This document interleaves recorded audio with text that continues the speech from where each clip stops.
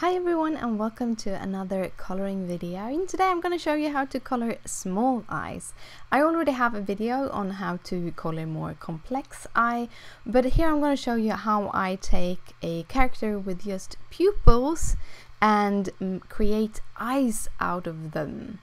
So I'm starting off with this little image. She's a mermaid from the Mermazing Stampset by MFT, my favorite things. And I started off coloring them, and then I realized that these are very, very small. So I'm going to do a little eye at the top here and show you all the details, how I do it. And then I'm going to go through it again on her and also color the whole face. So to begin with, I'm going to add or do a little bit of a pupil to have something to work from. And I'm just using a Copic Multiliner, and this is because it's Copic safe, so I don't have to worry about smudging anything when I'm using that pen. And then I'm going to go in with my lightest color, which is the BO4, and I'm mapping out the eye. And as you can see, I'm not going all the way to the top or round it, so I'm not making a round iris.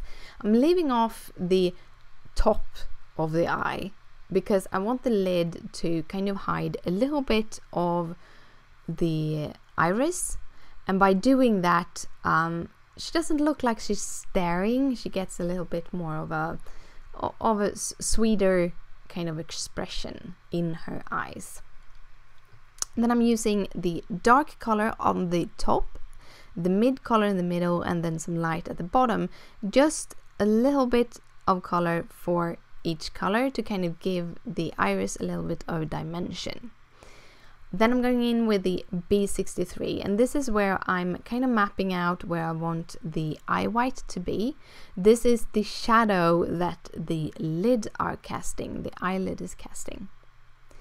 The next step is going to make the eye an eyelid. So I'm starting off with my absolute darkest color I use when I color skin, which is EO4, and I do about 2/3 of the eye I do on the top, I do 1/3 on the bottom, and then I'm making the eyelid crease, which I do about 1/3 also, around there.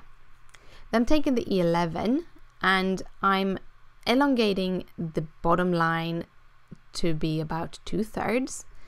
I elongating the top line to be almost the full size, and then I'm taking the crease and I'm adding this little V at the top because it's kind of a natural thing that you have on your own eye, and I wanted it to look more like a real eye. Then I'm going in with my middle color because I use 5 colors when I shade skin, and I'm doing almost finishing off the bottom line, but I'm also shading a little bit under the eye and in the crease. And then I'm taking the next to lightest color and just shading around the whole eye, and then I'm taking the absolute lightest color to add to the eyelid, and that is how I do the eye. I can also add a little bit of pink in the corner closest to the nose, but I don't really do that for the eyes on the mermaids because the eyes are so small. Then I'm going in with the liner. If you're not going to use Copics on top of it, you can use any kind of liner, but otherwise I would recommend a Copic Multiliner to do this. I'm using the size 0.1 because it's fairly thin but not too thin to add the line. I do just as I did with the dark pen. I'm doing a 2/3 of the black on the top, 1/3 on the bottom, and then I'm extending the bottom line upwards a little bit and do a little bit of a cat eye. And that is how you color an eye from a pupil. So now we're going to go back to the little image. So I've already added the light blue to kind of just give me something to go after. It's more mapping out where the eye is. Then I'm taking the dark color. I'm just dotting because they're very small eyes. You don't need that much color. Then I'm dotting in with the B16, which is my next to lightest color, should be your mid color, and then I'm using the lightest color. You could probably you can use 2 colors instead of 3, but I kind of like the effect of using 3. I'm then going in with the B63 again. This is a lovely light hydrangea, really good to do that little shade underneath the eye.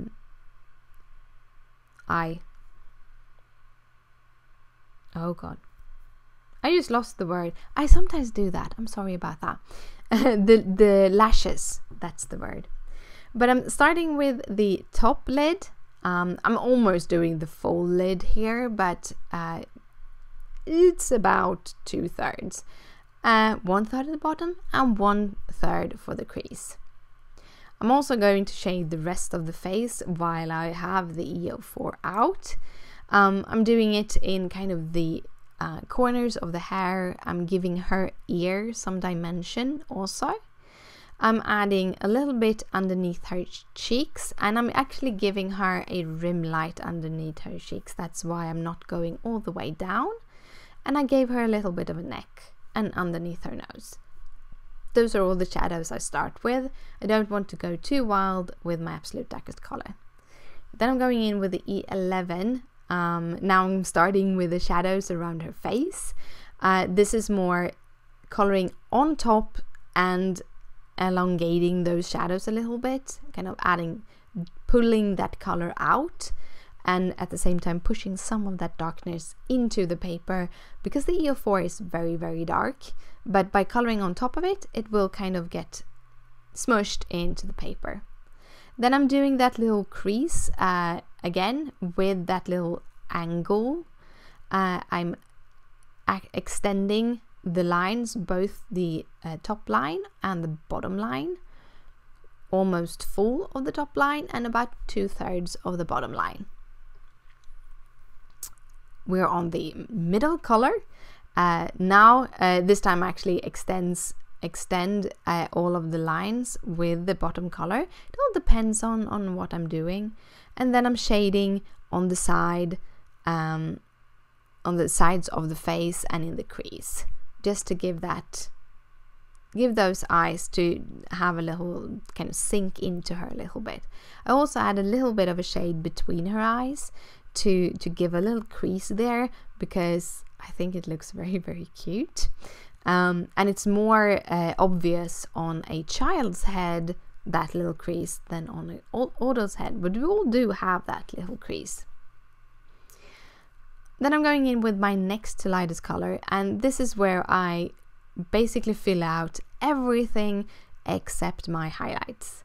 So now being very, very thorough of blending that crease, because I don't want it to be too visual, and then just kind of extending all of the shadows as much as possible, just leaving highlights for the E50.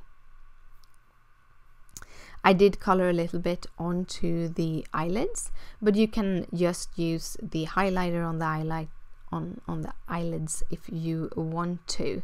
And then I'm just filling up her whole face and the neck, trying not to go over the dark too much, because that will lighten it a lot.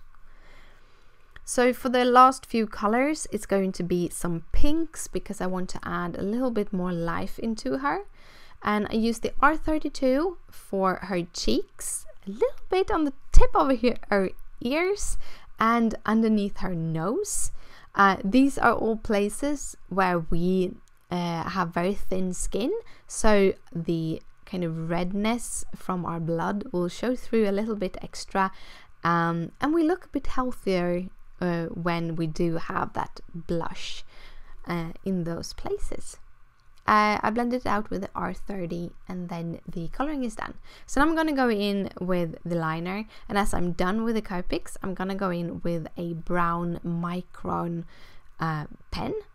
And I'm doing this because I wanted to have a little bit of a softer line on her eyes to make her look a little bit more youthful. You could even go with a lighter pen, or actually use a colored pencil for this. Again, 2/3 on the top, or almost full on these eyes, 1/3 on the bottom, and then extend the bottom upwards to make the cat eye. Then I'm gonna give her some eyebrows, and as I was told in the MFT group, these dark eyebrows can make her look a little bit adult and maybe not as cute. But I didn't have my pencils out. However, I'm thinking about to make a little bit of a straighter line for her eyebrows, so that they will look a little bit younger. But yeah, that were the coloring for like these small simple eyes. If you want to see more complex eyes, there will be a link here for a video. I want to say thank you so much for watching. If you want to see more of this, hit that subscribe button. If you like this video, please thumbs it up. It means a lot to me. And if you have any questions, just comment down below. Thank you so much for watching, and I'll see you later. Bye!